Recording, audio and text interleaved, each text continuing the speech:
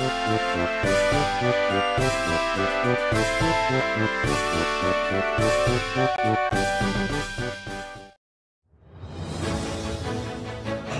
ang tinig ng San Manuelenyo Radio. Tatak San Manuel, tatak Tarlac.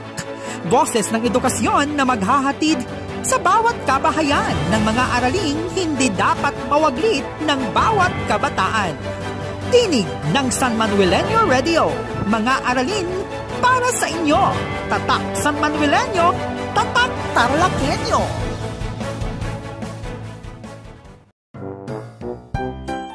Mapagpalang araw sa mga ginigiliw naming mag-aaral sa unang baitang.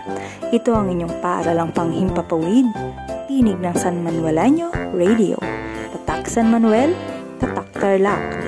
Nagagalak kami na makasama kayo sa ating pag-aaral sa pamamagitan ng radyo. Ako ang inyong lingkod, Ma'am Dayanara N. Palarca, inyong mahusay na guro sa unang baitang. Siguruhin ninyong nasa isang lugar kayo ngayon na komportable at maayos na naririnig ang ating broadcast. Matanong ko lang, kumusta na kayo? Mabuti kung maayos ang inyong mga kalagayan upang maging alerto ang inyong mga pag-iisip at maayos na maunawaan ang ating aralin ngayong araw. Halina't makiisa sa amin ngayon na punong-puno ng saya at ngiti sa ating mga labi. Handa na ba kayo mga bata? Handa na? Malakpak ng 3. Mahusay! Sa puntong ito, nais ko nang banggitin at ipaalam sa inyo ang pamagat ng ating bagong leksyon. Handa na ba kayong malaman ito mga bata? Kung gayon, talasan ng pandinig at tandaan, ang ating bagong leksyon ay pagbuo ng mga bagong salita. Inuulit ko, ang paksa ng ating aralin ay pagbuo ng mga bagong salita. Bago tayo magpatuloy sa ating bagong leksyon, halina't alalahanin ang ating inaral noong nakaraan. Ito ay tungkol sa pag-uugnay ng sariling karanasan sa napakinggang kwento. Papalakpak kayo ng 2 kung ang sasabihin ko ay tama at isang padyak naman kung ito ay mali. Maliwanag ba mga bata? Mahusay! Umpisahan na natin. Para sa una, maraming pangyayari o kaganapan sa mga kwentong ating napapakinggan ang may halintulad sa ating sariling karanasan. Ano ang inyong sagot? Kung kayo ay pumalakpak ng 2, tama kayo mga bata. Para sa ikalawa, may mga karanasan o pangyayari sa mga napapakinggan ninyong kwento na nangyari o naranasan ninyo noong mga nakaraan. Maaaring karanasan ito kasama ang pamilya, kaklase, kapatid, kamag-anak o maging ang inyong mga kalaro. Ano ang inyong sagot? Kung kayo ay muling pumalakpak ng 2, mahusay! Dahil ang tamang sagot ay tama.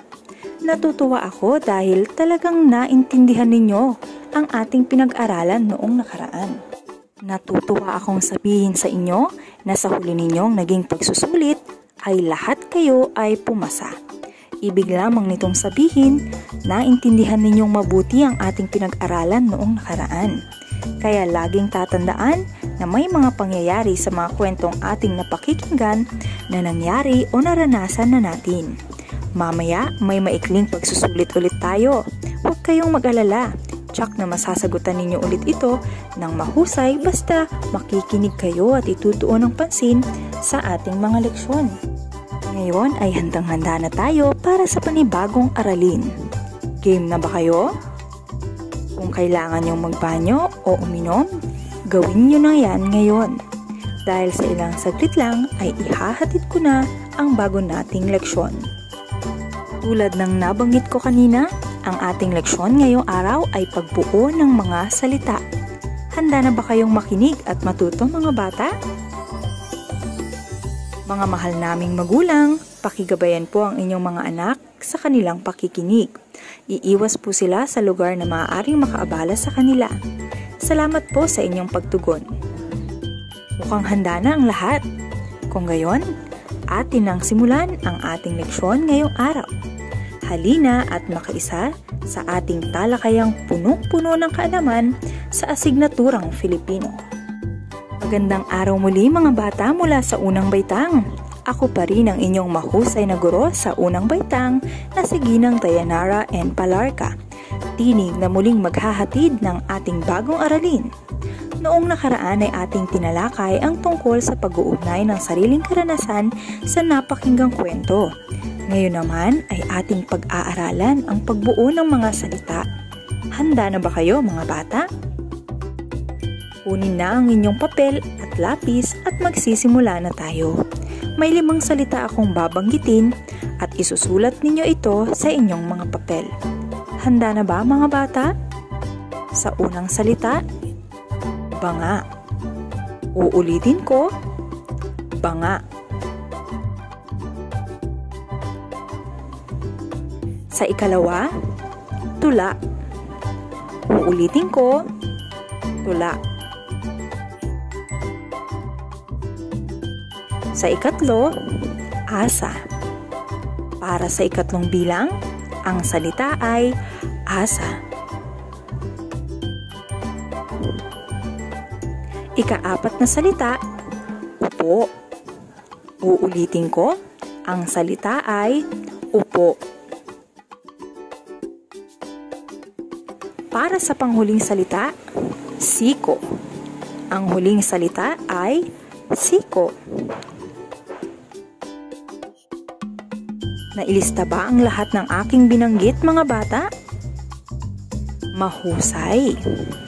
Pakibasa nga ang mga salitang inyong isinulat, mga bata.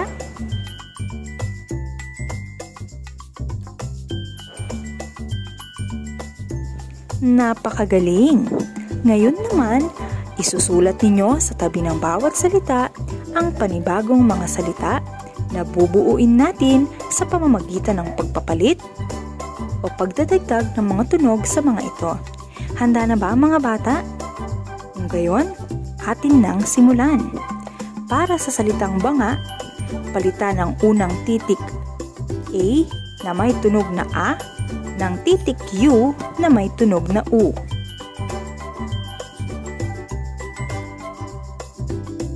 Para sa ikalawa, dagdagan ng titik Y na may tunog na I ang salitang tula.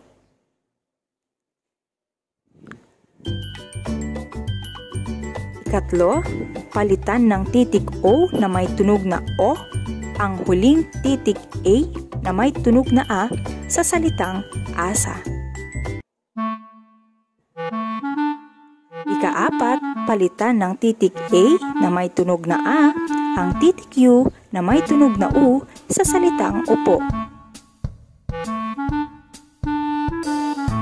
Para sa ating panghuling bilang, palitan naman ng titik A na may tunog na A ang titik I na may tunog na I ng salitang siko.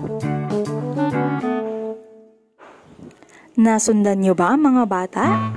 Kung gayon, basahin natin ang mga bagong salita na nabuo natin sa pamamagitan ng pagpapalit at pagdadagdag ng mga tunog sa mga nauna nating mga salita at tignan natin kung tama ang inyong mga ginawa. Para sa una, tama kayo kung ang sagot ninyo ay bunga.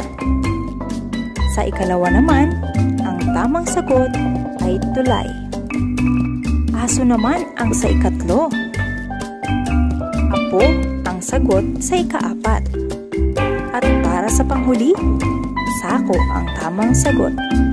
Ilan ang nakuha ninyong puntos mga bata? Napakahusay! Sa gawaing ito, nalaman natin na maaari tayo makabuo ng mga panibagong salita kung tayo ay magdadagdag o magpapalit ng tunog sa isang salita. Para sa ating paglalapat ng aralin, magsasabi ako ng mga salita at isusulat ninyo sa inyong sagutang papel kung anong mga salita ang pwedeng mabuo kung tayo magpapalit o magdadagdag ng tunog sa mga ito. Handa na ba kayo mga bata? Kung gayon, tayo nang magsimula. Sa unang bilang, ang salita ay bula. Uulitin ko, para sa unang bilang, ang ating salita ay bula. Sa ikalawa, bao. Uulitin ko, ang salita para sa ikalawang bilang ay bao. Para sa ikatlo, ang ating salita ay pula. Muli, ang ating salita para sa ikatlong bilang ay pula. Pang-apat na bilang, tuyo. Muli, para sa pang-apat na bilang, ang ating salita ay tuyo. Panghuli, ang ating salita ay suha.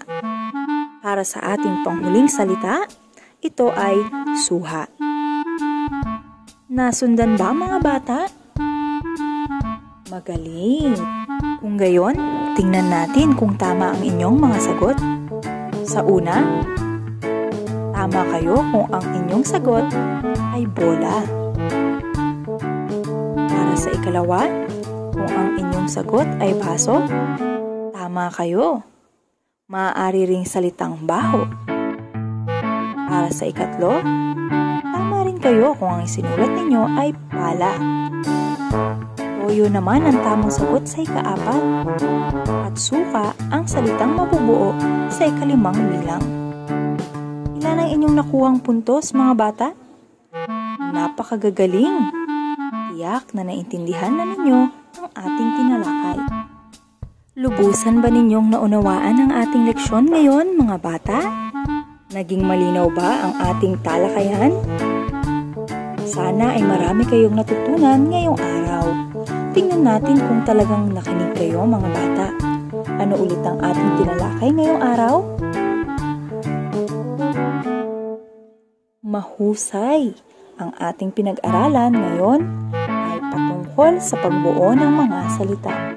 Ano naman ang maaari natin gawin sa isang salita upang makabuo ng isa pang panibago?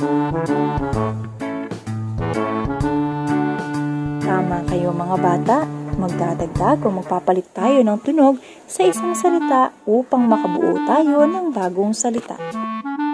Ngayong tapos na ang ating leksyon, oras na para tasahin o sukatin ang ating kaalaman ukol sa pagbuo ng mga salita. Galingan ninyo sa ating maikling pagsusulit mga bata. Maaari nyo na ulit kunin ang inyong lapis at papel. Huwag kalilimutang isulat ang inyong pangalan, baitang at petsa ngayong araw. Huwag din kalimutang isulat ang bilang ng aralin ng ating pagsusulit na ito. Ang ating aralin ay bilang siyam. Handa na ba kayo mga bata? Iayos na ang mga sarili para sa ating maikling pagsusulit.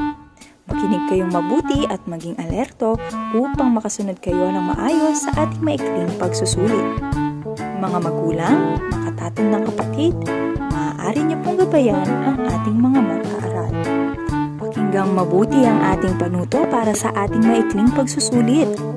Magbibigay ako ng mga salita at bubuo kayo ng iba pang salita mula sa mga ito sa pamamagitan ng pagdadagdag o pagpalit ng mga tunog na nakapaloob sa ating mga salita. Handa na ba kayo mga bata? Kung ngayon, tayo na't magsimula. Para sa unang salita, ito ay una. Muli, para sa ating unang salita, ito ay una. Ikalawang bilang, pito. Muli, para sa ating ikalawang bilang, ang ating salita ay pito.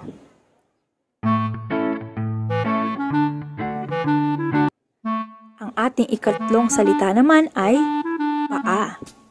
Uulitin ko, ang ating ikatlong salita ay paa.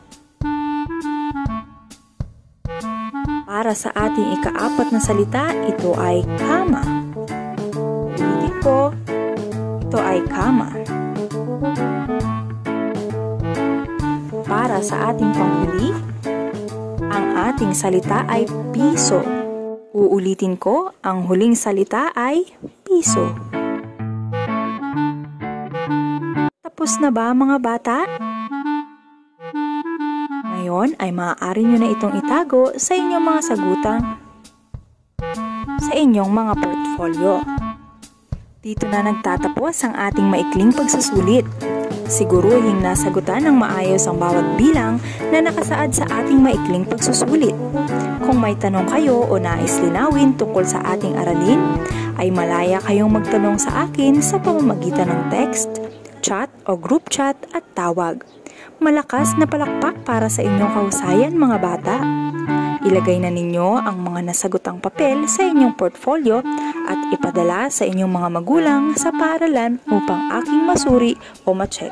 Ngayon pa lamang ay nananabik na akong makita ang inyong mga sagot. Isang leksyon na naman ang ating natapos. Sana ay naunawaan ninyo ang ating aralin mga bata. Hanggang sa susunod nating aralin, ako ang inyong guro sa Himpapawid, Ma'am Dayanara N. Palarca, mula sa Unang Baitang para sa Paaralang Panghimpapawid, tinig ng San Manuelenyo Radio. Tatak San Manuel, tatak Tarlac. Mag-iingat mga bata at laging manalangin. Hanggang sa muli, ako si Teacher Dayan na nagsasabing, isip ay pagyamanin, aklat ang basahin. Maraming salamat sa pakikinig. Paalam!